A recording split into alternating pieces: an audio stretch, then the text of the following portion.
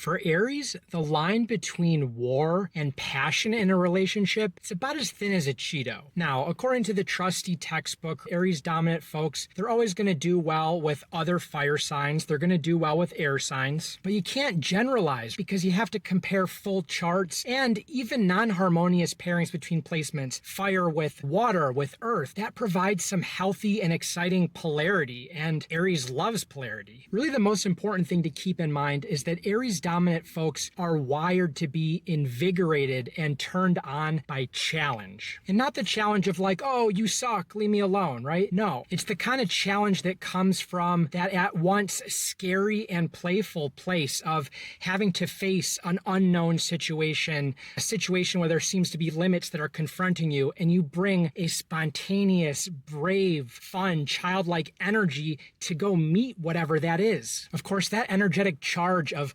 possibility, that's loaded in any early dating phase. You're trying to get to know someone you have a crush on. You're putting yourself out there. You don't totally know how they feel, but you go for it because you want it. You want to conquer that unknown. And then you experience the rapture of realizing, wow, we're both into each other, getting to know someone on that third, fourth date over sake bombs and sushi, and it's freaking awesome. The trick for Aries folks, though, is finding relationships that can sustain that spark, to keep that spark coming even after the puppy love stage wears off. Because sometimes for Aries, it does wear off, and it wears off hard, and then it's like, shit, I don't like you. I was just like in love with the game. So how do you sustain that? Well, for one, Aries needs someone that isn't afraid to lead once in a while. Like, Aries definitely wants to lead, but they also want to be led a little bit. Thought out and exciting date nights are there in the beginning because they have to be, but can you keep that same mindset later on? It's also really important for the Aries dominant person to have some independent life, some independent fun outside of the relationship, and to be with someone that's not threatened by it. The structural reminder of, oh, we are independent people, and it keeps that